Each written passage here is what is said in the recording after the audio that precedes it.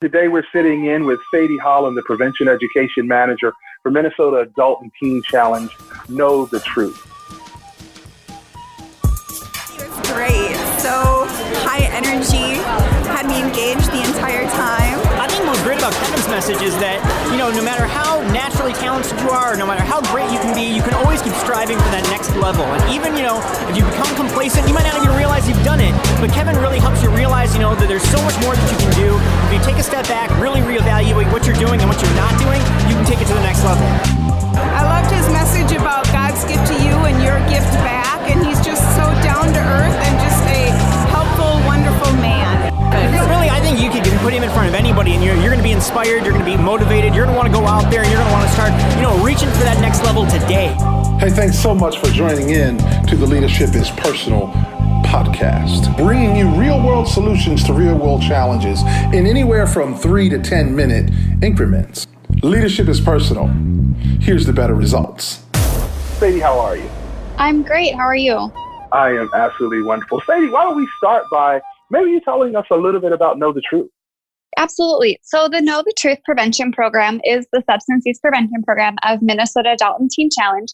And we have a team of young people who are all in recovery. And so they have personal histories of addiction. They're young in age. And the main focus of our program is to go into middle schools and high schools across the state to really just meet the students where they're at and educate them on the dangers of using and abusing drugs and alcohol.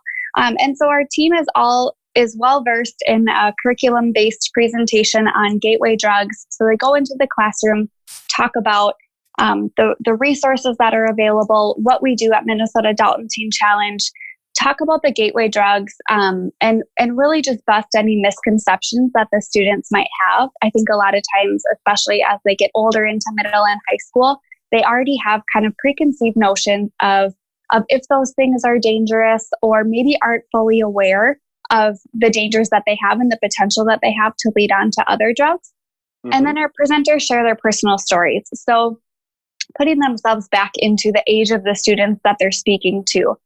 Maybe at middle school, at high school, had they started using at that point? Was there an emotional trauma that maybe caused them to use in the first place? Was it simply peer pressure? And really just being vulnerable with the students, hoping that if they're vulnerable with them, the students will in turn feel like they have permission then to say, hey, I relate with that. I'm going through that same thing. And hopefully hearing the presenter stories will make the students think twice about using drugs and alcohol. Awesome. Now, I'll tell you, Sadie, people are probably listening to the podcast going, this seems a little bit different than what I typically get when I come to the Leadership is Personal podcast. So let me give a little bit of context as to why this really makes sense. My podcast is typically about leadership, and I often say leadership is personal. And one of the areas where you can actually garner that discretionary effort from the people that you lead is by connecting with them on the communities that they're a part of. And the Pew study showed that 72% of people wanted to see the difference that they make connected with work. And so Know the Truth is really, I would call it a community. And oftentimes we find ourselves in these communities as a result of something that's happened.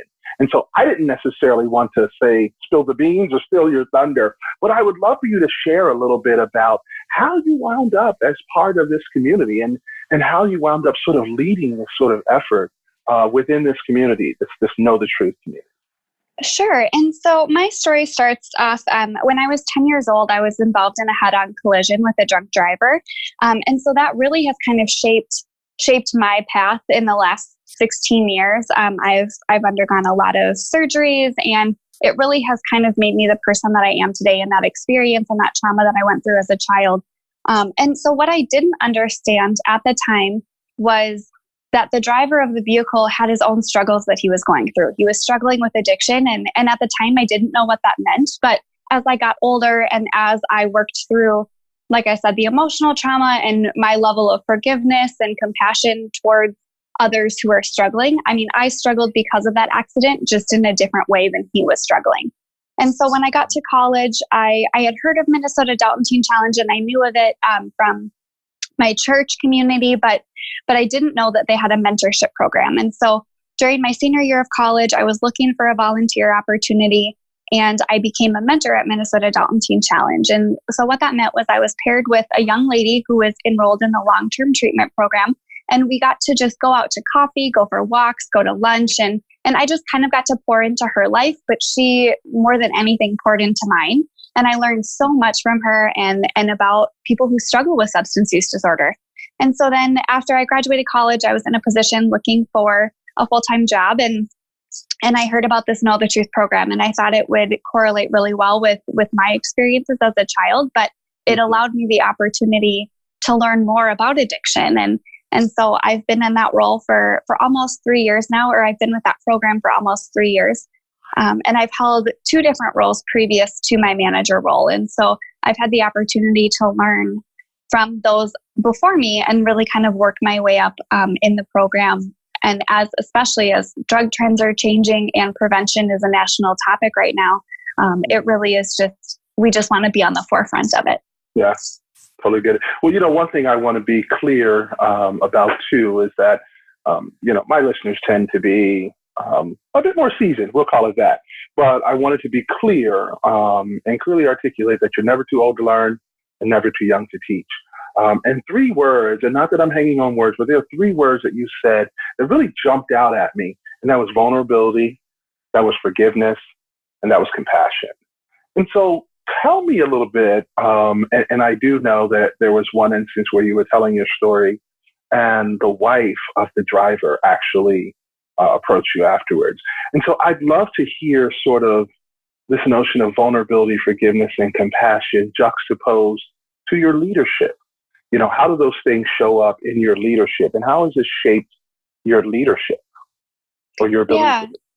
Yeah. And so in that situation, growing up, we decided as a family very early on that we weren't going to be angry about the situation.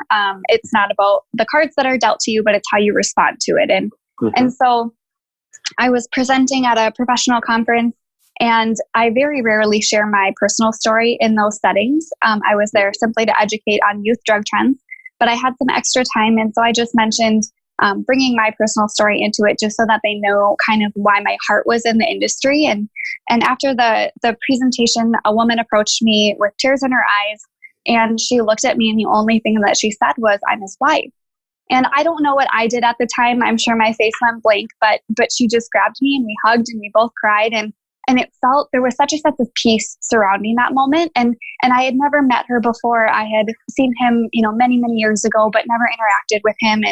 And so she shared with me that day that he's been sober ever since that accident 16 years ago. And that was something that brought so much purpose to my work that I do. That was so healing for me. And it was never something that I expected to experience. But through that vulnerability, that closed my circle. That ended that chapter for me of wondering, was it worth it? Did I go through all of this for nothing? And he's still out drinking, and not knowing that. And so that was really monumental for me. But what it did show me was that vulnerability. Had I not shared my story that day, I don't know that she would have known who I was. And I just truly believe as I've had the opportunity to learn from other leaders in my life, that meeting people where they're at is so key. And so as I approach even the school year and my team, I just want to meet them where they're at. I don't want people to follow me, but I want to use my experience and my expertise to propel them forward to chase their goals and their aspirations and find their purpose in life as well. Wow.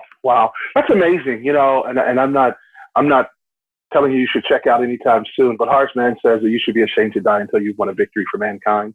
And I think that day it sounded to me like you found out that you really did win a victory.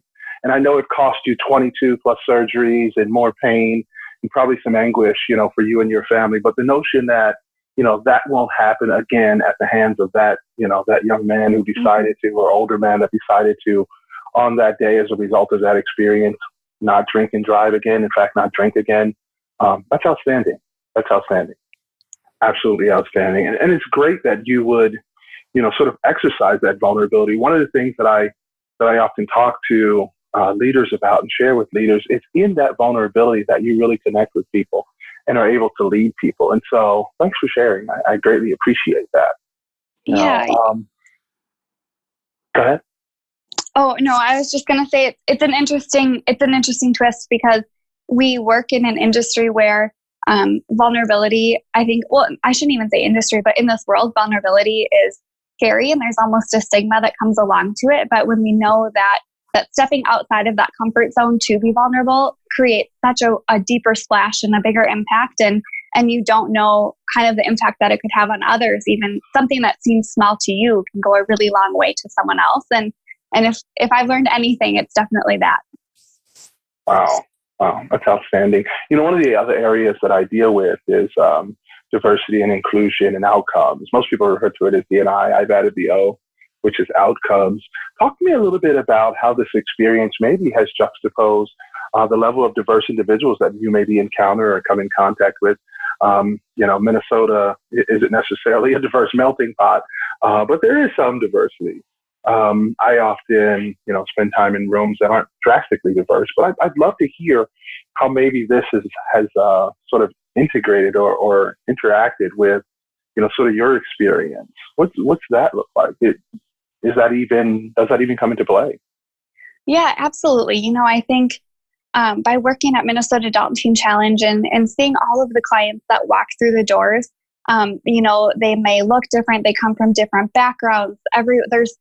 It's just addiction doesn't discriminate, and we know that by just seeing the level of diversity in our clients and their personal experiences. But when we come together to open up the conversation, just to be transparent with what we're dealing with, not even physically but emotionally, where we're at in our healing process, everybody has stuff that they struggle with. It just is the level at which they share it with others, and hearing so many stories over the years from our clients and from the students that we talk to, everybody's just looking for that connection. Like that seems to be the root cause of so many anxieties or depression or experimenting with substance use or fear of failure or just a fear and vulnerability is so key in that. And at the root cause of that, I feel like we're all so much deeper connected than may appear from the outside, but we're all just craving the same connection and human interaction. Wow. It's outstanding. So what do you hope to accomplish through this work? If you had a crystal ball and you could have exactly what you wanted, what would happen? What would that look like? I mean, in a perfect world, all of us in the treatment industry would be working ourselves out of a job. But unfortunately, I don't know that that's going to happen. And so really just with prevention being such a national topic right now, I really just want to work to be on the forefront of that. Students go through so much and not just the young people. I mean, as adults, we go through a lot, but students just seem to have this perception or this wall of not being able to see past high school or not being able to see past, the end of the school year. And so just breaking down those walls and eliminating that stigma, to let them know and let anyone know it's okay to raise your hand someday and say, hey, like, I'm not that okay today. Like, hey, I need someone to talk to today. And just know that it's okay to ask for help and know that everyone deals with those emotions and those negative emotions. It's just a matter of saying it out loud. And so no student, no person is alone in what they're just struggling with or what they're feeling. But I just want to encourage an inclusive culture to come together to talk about it at the youth level, at the parent level. As these trends are changing and as youth are struggling with different things, it's so important for the adults in the community to know what those things are and know how they can intervene and know how they can come alongside of the youth. I know with this social media and just technology being at their fingertips, they seem so connected, but they're also such a lonely generation. Mm-hmm. And so just letting them know like that people are there to support them is really what I want people to know. Okay. All right. So I will ask you maybe one last question. Okay, maybe two last questions. If you could give people advice around how to be more forgiving, how to be more compassionate, and you've talked quite a bit about vulnerability, but if you could talk about compassion and vulnerability, what would be that one piece of advice you would give people on how to be better at doing that? Yeah. So one thing that I really had to reflect back on as I've gone through all of these surgeries and the healing process is, if I would have had a bad attitude about it, it would not have changed a thing about the fact that I still needed to go through those tough times. And so really just learning, and that's not to say that there weren't bad days. There weren't days that I was frustrated or angry. But really trying to be conscious of the fact that it was all in my power to make the most of it. And so just being reflective on, is one little thing, is that going to ruin your day? How much power are you going to give those struggles? And that's something that I really had to work on, but I also think that it shaped, it gave me more compassion towards others it gave me more compassion towards others just to understand that while everyone goes through stuff, it's very empowering to know that you have control over how you respond to it. So true. I think you said it earlier. You can't control what happens, but you can only control how you respond to what happens. Right. Mandela said there's no joy in playing small and settling for a life that's less than one that you're capable of.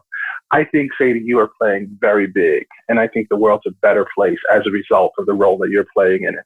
And so I thank you for joining us here today. I am certain that my listeners will gain value in hearing your words and hearing what you've talked about, and again, more joy and growth in the world as a result of the pain and surgeries that you had to endure. So thank you. If you'd like to, is there one last word you'd like to impart to our listeners? Well, thank you. That does mean a lot, and I've really enjoyed talking with you today. I want people to know that they can think so far beyond their boxes. Like, don't be afraid to push your comfort zones. Don't be afraid to break down those walls. And the minute you step out of your comfort zone is where real change can happen. And I truly believe that. And so, as leaders and as contributing members to society and opportunities for growth and all of the things that come along with that, I just hope that people don't get stopped by fear of rejection or failure or anything like that. Fear is a real thing. We all have to take that step, right? And so here's to not playing small. Sadie, thanks for joining us today, and I look forward to talking soon. If you join us here each and every week, you'll get a tidbit of information and insight that'll help you be the best version of yourself. Come back next week. Be sure to join us on Facebook within the Facebook group. Check us out on Twitter and on Instagram. Kevin D. Wright. Look us up. Check us out. Link to us online. Love to hear from you. Unlike some of the other podcasts, I want to hear directly from you, and I will answer your question. There's no question too tough, so together we can solve it. Stop back and tell a friend. Leadership is personal. Here's the better results.